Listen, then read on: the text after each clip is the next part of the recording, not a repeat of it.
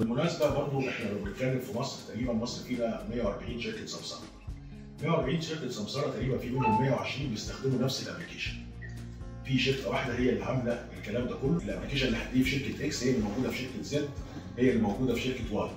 هي بالظبط، مجرد انك بتغير الوايت ليه مختلف هتلاقيهم 6 7 شركات. فلو هنتكلم مقارنه دو او مباشر بالاخرين، انت بتتكلم على 6 أو 7 شركات فقط. الابلكيشن بتاع مباشر يعني مش عايز اقول لحضرتك تقريبا احنا عدينا 650,000 مستثمر بيستخدموا الشاشه بتاعتنا منذ 2004 على مستوى الخليج وعلى مستوى الريجن. الابلكيشن ده بتاعنا شركتنا اللي عاملاه في سريلانكا، تقريبا فيها 250,000 250 موظف شغلتهم مباشر فقط، ما عندناش حاجه ثانيه. فالابلكيشن بتاعنا هو زي ما بيقولوا ستيت اوف ذا ارت بمعنى الكلمه. بالمناسبه احنا قبل ما نخش السمسره كنا بنبيع شاشات البورصه نفسها. يعني في شاشه مباشر دي كانت هي اللي بتشتغل اوف لاين منذ 2000 تقريبا 1990. يعني احنا 1999 عملنا شاشه مباشر. فكتكنيكال احنا رقم واحد بشهاده الاخرين مش بشهادتنا. الجزء بتاع البيزنس احنا عملنا زيرو كوميشن دي ما كناش بنعملها.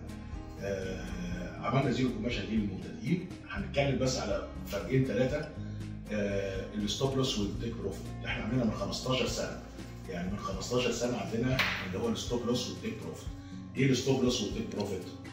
انت النهارده اشتريت سهم ب 10 جنيه، ايا كان قرارك صح او قرارك غلط، اشتريت السهم ب 10 جنيه. بكره الصبح لسه بتبدا الساعه 10، رحت الساعه 10 ونص، لقيت السهم ده جاب 12 جنيه ورجع تاني ل 10، فات فرصه ان انت تيك بروفيت. طيب لقيت السهم ده بقى 8 جنيه، خسرت من غير ما تقدر تاخد قرار. انت بعد ما تشتري السهم ب 10 جنيه بمنتهى السهوله بتروح قايل له السهم ده لو جاب 12 جنيه او 11 زي ما انت عايز بيع لوحدك، ولو جاب 9 جنيه بيع لوحدك. فانت كده لما بتاخد السهم في اي وقت عارف ان محفظتك متامنه بالخساره اللي انت حددتها. ممكن تقول والله انا هعمل ستوب لوس على 10%، ستوب لوس على 5%، زي ما انت عايز. دي لا يمكن حد يخش البورصه من غير ما يحمي نفسه ويتيك بروفيت. دي مثلا مش موجوده في اغلب الشركات اللي حضرتك بتتكلم عليها. ده مثل واحد. طيب مثل تاني، حضرتك النهارده سمعت الصبح ان طلعت مصطفى لازم تشتريه على 8 جنيه وفي فرصه كويسه جدا، ومصر الجديده تشتريه على 9 جنيه فيها فرصه كويسه جدا، والسي اي بي تشتريه على 49 في فرصه كويسه جدا، وانت معكش غير 10,000 جنيه. طب تحط هنا ولا هنا ولا هنا؟ عندي حاجه مش موجوده عند الاخرين كلها اللي هو اوردر كانسل اوردر. انت معكش غير 10,000 ومش هتقدر تحط اوردر اكتر من 10,000 جنيه. لا انا بسمح لك حط 10,000 جنيه على طلعت مصطفى، حط 10,000 جنيه على مصر الجديده، حط 10,000 جنيه على سي اي بي لغايه مليون 2 مليون زي ما انت عايز. اول ما اوردر منهم بيتنفذ السيستم عندي اوتوماتيك بيلغي لك الاوردر الثاني. فاوردر كانسل اوردر. يبقى انت ما خسرتش فرصه ان انت حطيت الكلام ده على طلعت مصطفى وما جاش وكان هيجي في سي اي بي. بكره الصبح تحط الاوردر على السي اي بي وتسيب طلعت مصطفى تلاقيه على السي اي بي، ما جاش على السي اي بي وبيع على طلعت مصطفى.